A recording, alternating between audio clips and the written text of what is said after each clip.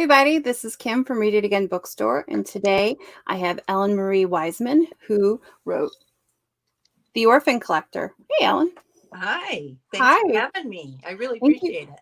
Thank you for doing this. Let's see here. Let me introduce you, and then we'll get going. Okay. Ellen Marie Wiseman is a New York Times bestselling author. The highly acclaimed historical fiction novels The Orphan Collector, What She Left Behind, Palm Tree, Coal River, and The Life She Was Given, which is a great group read selection for Women's National Book Association and National Reading Group Month. Born and raised in 3 Miles Bay, a tiny hamlet in northern New York, she's a first-generation German-American who discovered her love of reading and writing while attending first grade, in one of the last one-room schoolhouses in New York State. Since then, her novels have been translated into 18 languages and published worldwide. A mother, too, Ellen lives on the shores of Lake Ontario with her husband and dogs. You can find her online at ellenmariewiseman.com. Welcome. Thank you. So I went to school in a one-room schoolhouse. Yeah. From first to third grade. It was not a good experience, but I did do it. It wasn't a good experience? One teacher for too many kids. Oh. See, I only had like 3 people in my class. Oh, yeah. No, we had first, second, and third grade, and no. I don't know how Pioneer people did that. Like a one teacher for so many different ages and so many different lessons. I know. Yeah. Of course, they didn't have to stick to the curriculum, right, like they do now. So exactly. Right. So, can you tell us about your new book?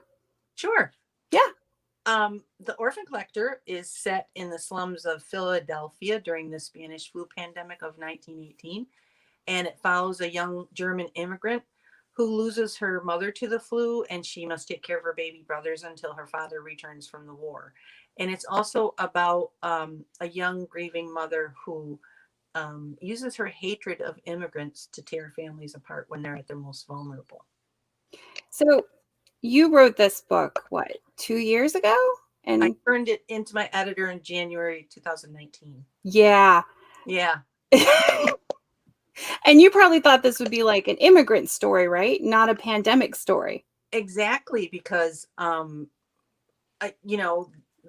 antagonist, who is doesn't like immigrants, and then when her son gets the flu and she can't get help for him because, well, the hospitals are overcrowded, but she sees all the immigrants there anyway, so she gets upset about, so it kind of just something clicks in her head. And she was kind of my way of getting out my frustrations about families being separated at the border, and the way that some of the my fellow citizens thought that it was okay to treat immigrants differently and things like that. So yeah, I definitely thought it was that was be the most talked about aspect of the book. So when I was reading it, I was like, I know a publishing world. I know it takes like a year or 2 or 3 to get a book actually published. So when she wrote this, she had never actually personally experienced a pandemic, but man, you nailed those feelings. I know, it's crazy. It's crazy.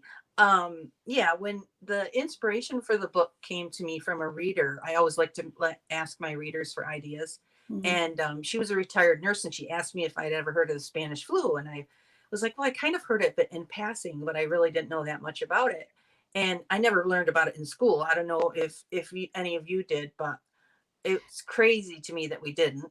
But it infected a third of the world's population, and it killed 50 million people. Some estimates say it killed twice that many, and it killed 675,000 Americans, which was more than all of the wars in the 20th century. So why didn't we learn about this in school? And then she asked me if I had ever heard of the visiting nurses, the nurses back in the day that used to go in the homes and stuff, to help families. And during the Spanish flu, because the hospitals were so overcrowded, the visiting nurses became really, really important. And sometimes these nurses would go into the homes, and they'd find entire families had passed away, or else they'd find that the parents were passed away, and the children were there by themselves. So that just all kind of got me thinking about, this definitely needs to be a book. So that's crazy. So as I said before, you describe the anxiety and the fear of isolation so well. Like, Mhm. I'm reading this and I'm like, she's nailed it. That's You crazy. did such a good job just putting yourself in a position. You're like, wow, I've never experienced this, but let me describe what I felt like. And then, a year later, I know. Well, thank you for saying that I nailed it, yeah. because that's really, makes me feel good. But yeah, and the thing is, back then they didn't have uh cell phones or even telephones. Hmm. And then if they were really poor, they didn't have newspapers. So the only way that they could tell what was going on is by looking out the window. Hmm. They didn't have radios. Hmm. So can you imagine, you're in your little apartment and you're with your family, and you look out the window and you see a horse-drawn wagon going by with corpses on it. Hmm. you know so I just try really hard to put myself in my character's shoes and try to feel what they would be feeling. Oh, you did it. Mhm. So you had to have done a ton of research for this book. Yes. Can you tell us about some of the things you discovered? Sure. Yeah. um well, like I said, it killed 675,000 Americans, and Hmm. the first wave was kind of mild. It was just kind of a regular flu. And also, despite this name, the Spanish flu, it didn't start in Spain. It started in Kansas. Hmm. But because of wartime censorship, our newspapers didn't want to print anything about loss of life here, because they didn't want to lower morale, and they also didn't want to let the enemy know about further loss of life. So they weren't printing anything. But in Spain, they were printing about what was happening with the Spanish flu, and so everybody just assumed that Hmm. it started there. So the first wave here was mild, but then, and it started a lot in the military camps, and that's actually Fort Riley in Kansas is where it started. But because of the war at the time, the troops were going back and forth, and what they took it over to Europe and stuff and spread it over there, but it mutated. And so when they brought it back with them in the fall, it was much more deadly, and it was much more contagious, and people would, could be fine 1 minute and be dead 12 hours later. So that was just, really shocking to me. And when COVID started, I was always like, gee, I hope this thing doesn't mutate, you know Yeah. um, and also, a lot of the interesting things that I learned were about some of the crazy remedies that people used back then. Hmm. um, they tied garlic around their necks, and they took formaldehyde tablets, and they um, sucked on sugar cubes soaked in kerosene.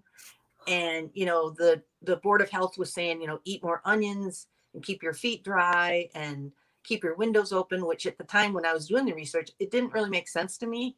But now, I mean, even though my mother and I still do it too, when it's Hmm. nice out, you open all the windows. But now with COVID, and now that we know we're safer outdoors, it really Hmm. makes sense that they told people to open their windows. And they also gave, and they drink a lot of whiskey. Whiskey was always a good medicine back then, I guess. Hmm. But they gave babies and children Mrs. Winslow's soothing syrup, which was, it had ammonia, morphine, and alcohol in it. And it was actually labeled a baby killer, but they didn't take it off the market until 1931. Wow. Yeah. So it was really interesting, all those things that I learned about, the strange remedies that people tried, Hmm. um, and the strange advice that they were, told to do.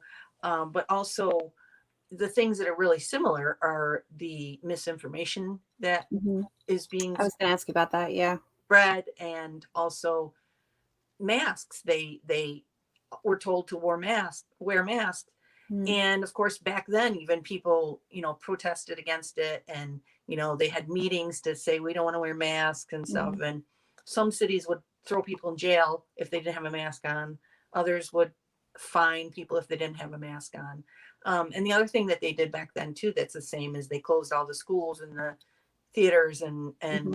you know, all the places of public gathering. So, it unfortunately seems like we didn't learn a lot. I think it was just a little too far back. Yeah. Well, It's been like 50 years. Yeah. It's been like 50 years, 60, 70. well, the other thing too is that we weren't taught about it in school. Yeah. Maybe if we had been taught about it in school, then maybe people would understand some of the things that are trying to be done now, Hmm. you know, instead of fighting against it. I read some, you wrote a really great article that was in Vanity Fair. Yeah, And I thanks. was reading that earlier. Here, I'm going to post it in the comments so you guys can read it too. That's what I'm doing. There we go. They had some like slogans like obey the laws and wear the gauze, protect your jaws from septic paws. Yeah. I love that. I know. And back then, they put up posters and stuff too, so And, that was like a saying from one of the posters that they put up. and there was another one, cover your mouth. Influenza is spread by droplets sprayed from nose and mouth. Mm-hmm. It's like they knew it back then, and it took us how long for us to figure that out? Right.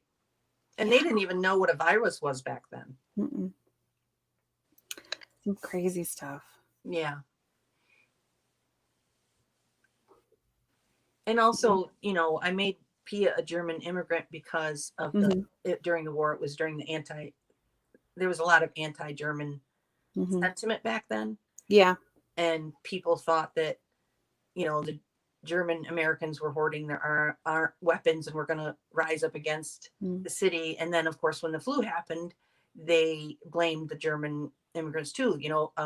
They thought that they were poisoning the food, and they thought that Bear was a German-owned company, so they thought that they were poisoning the aspirin. Mm-hmm. And they thought U-boats were dropping off soldiers to infect the cities and stuff Mm-hmm. like that. So I made Pia a German immigrant because she, uh, her mother insisted that they go to this parade. And that's how the book starts out, Mm-hmm. them going to the parade. And the mother has signed papers, refusing her German heritage, and she's been fingerprinted, and she thinks that the only way that she can prove that her loyalty to her neighbors and stuff is by going to this parade. Because as I started writing the book, you think people are going to say, well, why would they go to that parade? Well, of course they didn't know, Mm-hmm. because the all the medical professionals had told the mayor that he should not have this Liberty Loan Parade.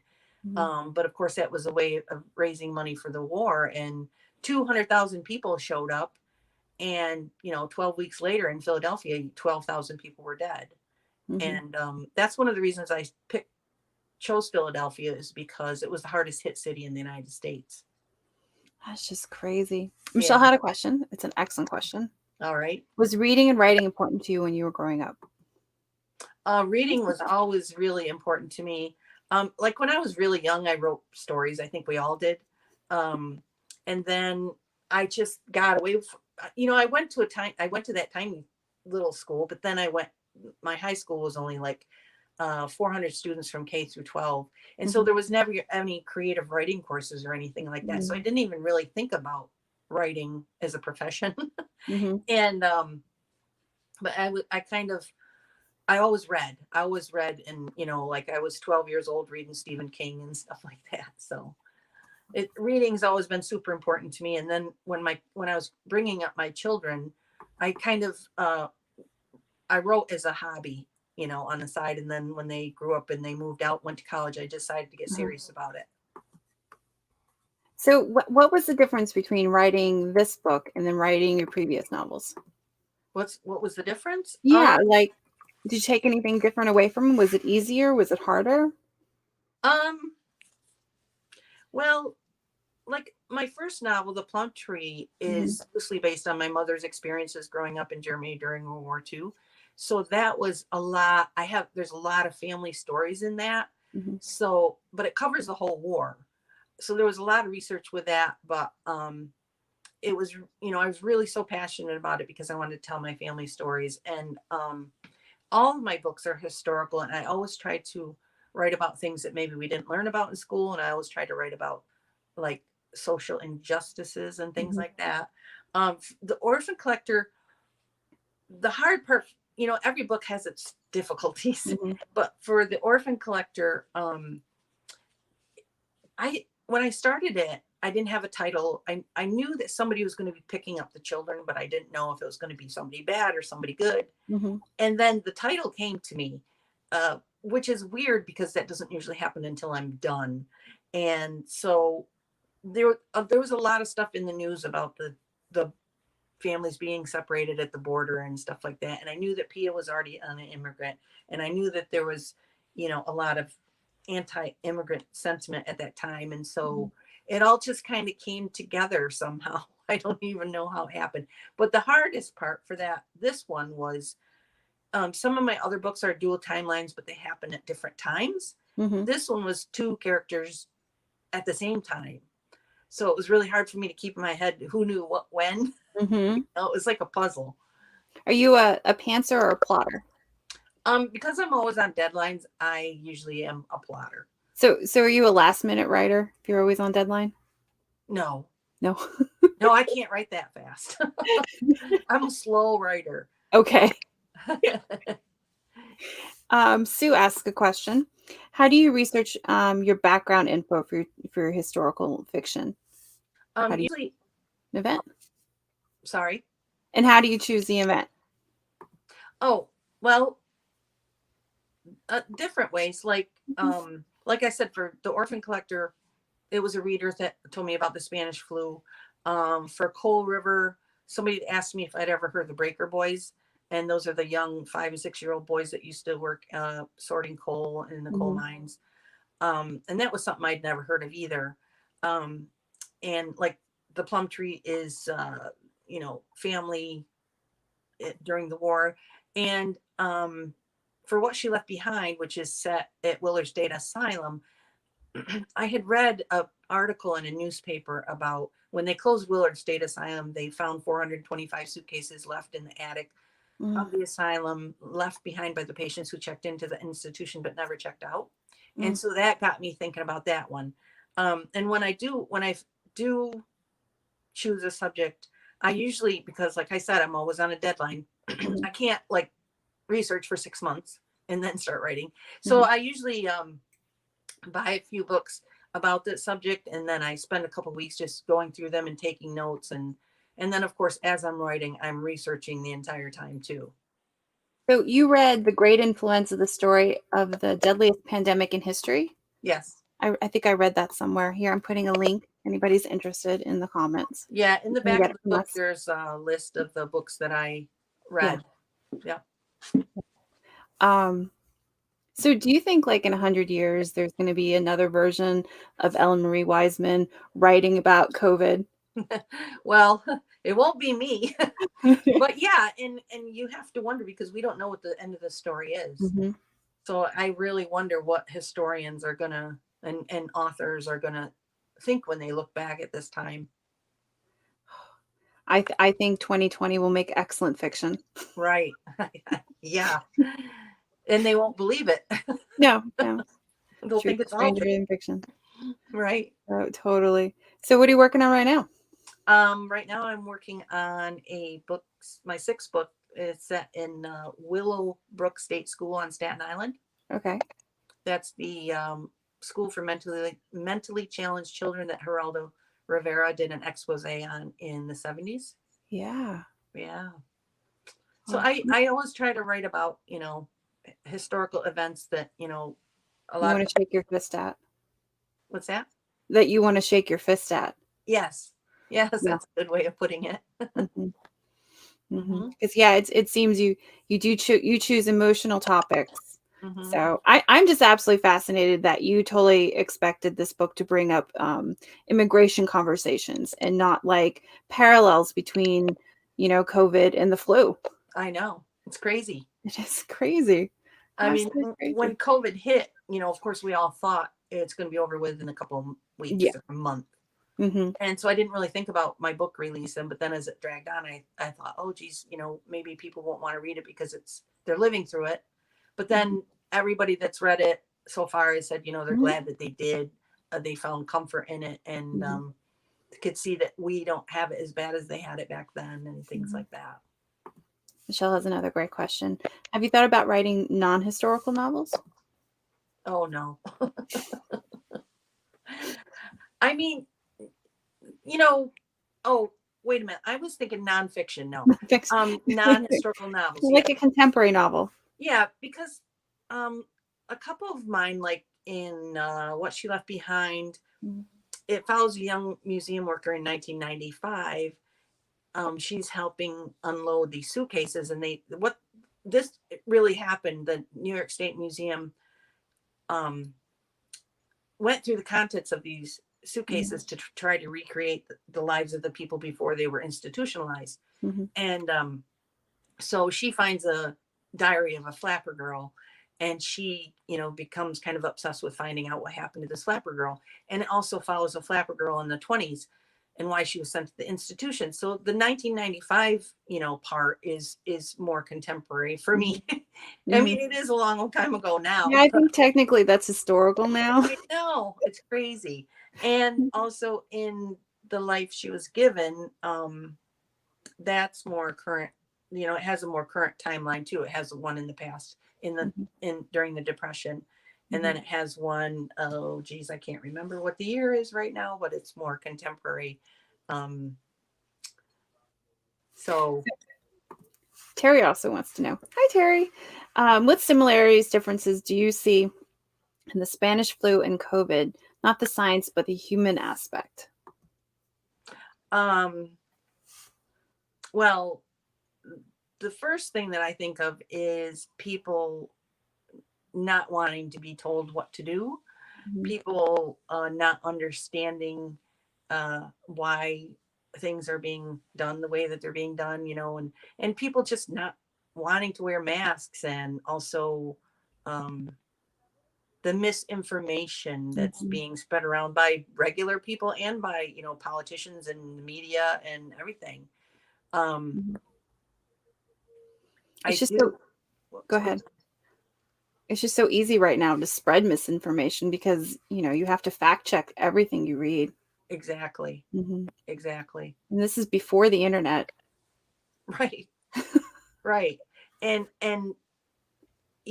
I of course I want everybody to read my book, but I wish that everybody could have read it before COVID, so they could kind of understand Mhm, um that why some of the things are being done, and also that we have it a lot better than they did. Back then, like I said, they didn't know what was going on. You couldn't mhm, even, if your part of your family lived across town, you didn't really have any way of knowing if they were okay unless you went over there, and nobody wanted to leave their house mhm, because they were too scared. mhm. Yeah. So I read the book and I really liked it. Yeah. But somebody who's living in COVID right now, I didn't find it overwhelming. So I'm afraid people might find it scary to read something that Mm-hmm. is a little close to home, but I didn't have an issue with it. So, Oh, and our book club is reading the book next month. We just met right before we came on live here. awesome. So, yeah, I'm sure I'll have lots of questions that I'll email you. Okay. So, okay, now my favorite part of the interview is do you want to play bookseller for a few minutes and recommend some books for us to read? Oh wow. It's really weird. It's kind of, once you become a published author, your time Mhm. for reading pleasure is like way lower. And like right now, I'm reading research books. But I did just finish one that's coming out from Kensington. I think it's in January. It's called When the Apricots Bloom. Oh, I love Um, that title. what's that? I love that title. Yeah, it's about some, like, three women in Baghdad during Saddam Hussein's thing, and it's really, at first you think it's not going to be relatable, but it's really relatable, and Yeah. it's a really good book. I loved it. Okay. I'm looking it up right now so I can post it on here. What else have you read recently? Or, it could be something that growing up that you just absolutely loved and influenced your writing. Oh wow, well that was a long time ago. Um, Stephen King. Oh, yeah, you mentioned him. Yeah, Yeah. I like the first book that I read of his was Salem's Lot, Mm-hmm. and then I always loved Anne Rice, the Interview of the Vampire. Uh-huh. And also, I don't know if you're old enough to remember The Flowers in the Attic. Oh, I remember watching the movie as a teenager and being freaked out. Oh, you didn't read the book? No, Well, you know no. what? It's really weird because I read the book probably when I was 14 or 15. Yeah, And I wonder what it's like to read it now because it's, writing has changed so much, yeah.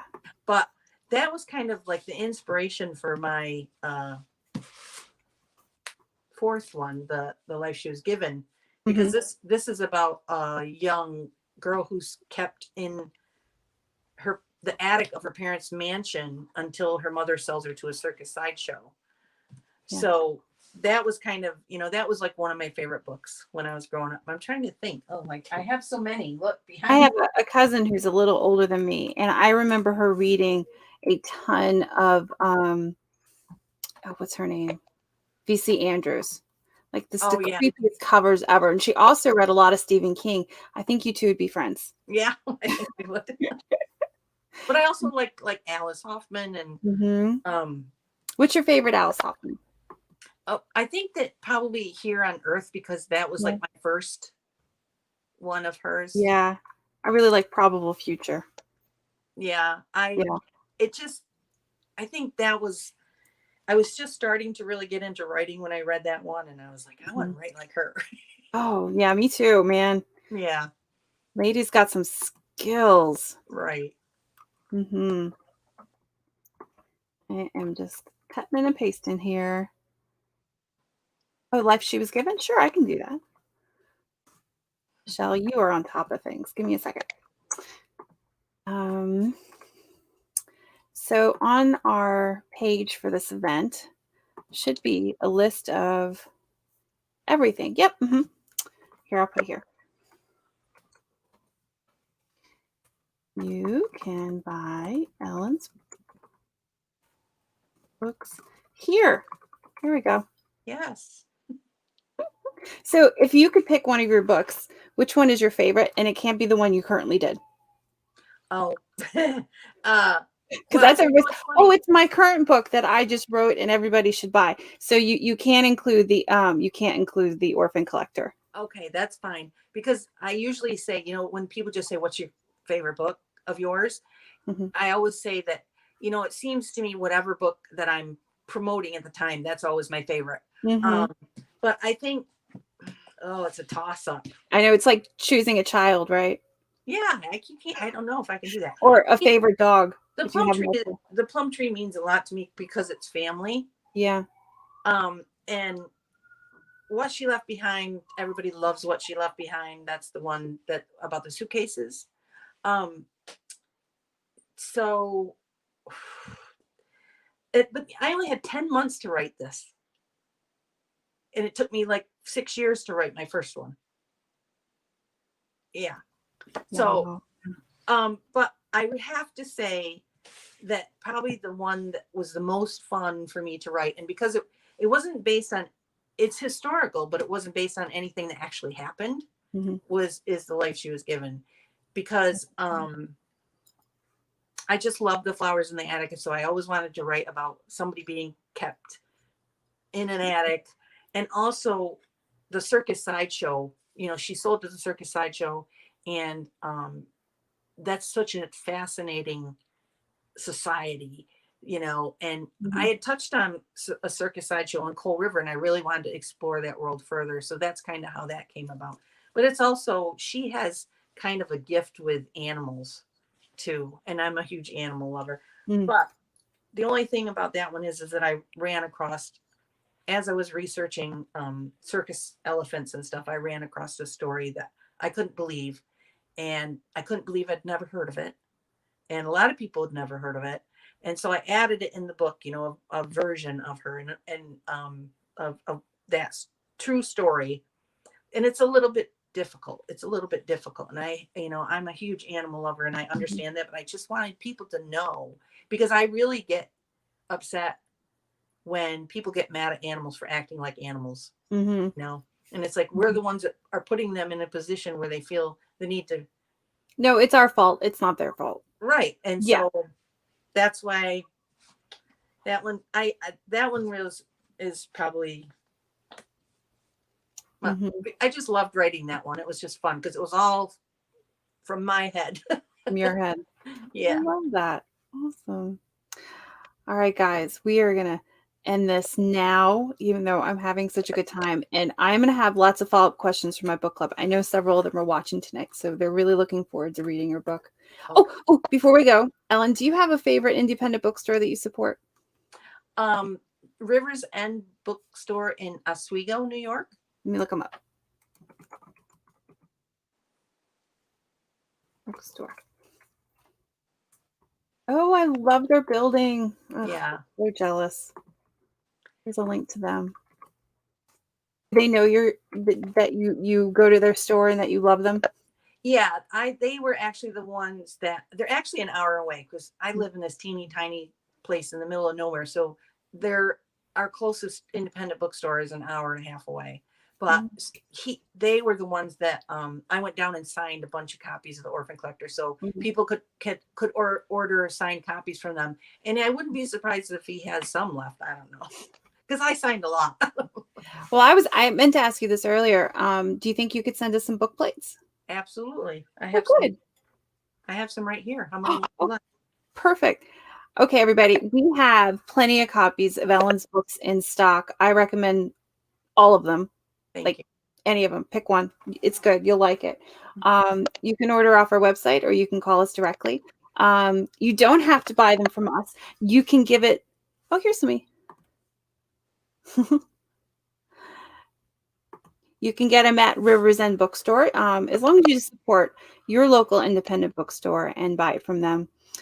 We would love to sell it to you, but as long as you buy the book and you buy it from an independent bookstore. Right. Sound good? Yeah. All right, guys. Well, thank you so much for this, Ellen. We have to have you back on for your next book. Okay. Maybe we'll actually do it in person. We have an author autograph wall. I'd love for you to sign. Oh, I would love to. Yeah. And everybody look me up on Facebook and look at my website and stuff. Yeah. Well, that's how I found you. So yeah, there's actually a little booklet that my publicist put together that you can download for free, and it's got more information and some historical photos about the Spanish flu and stuff. That's really fun. I loved your publicist sent me a box of fun goodies. Yeah, that was super cool.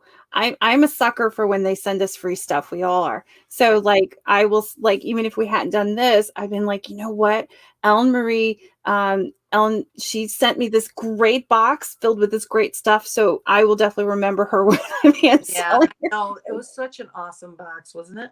Yeah.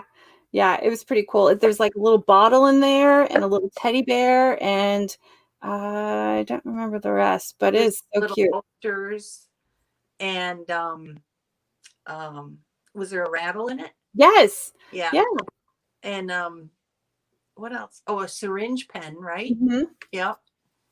I know. I loved it. Very cute. I love that. Yeah, you guys went above and beyond with that sucker. Yeah. So. All right. Well, good night, everybody. Thank you for joining. Yeah, thanks everybody for coming. Please buy The Orphan Collector. Yeah. Good night.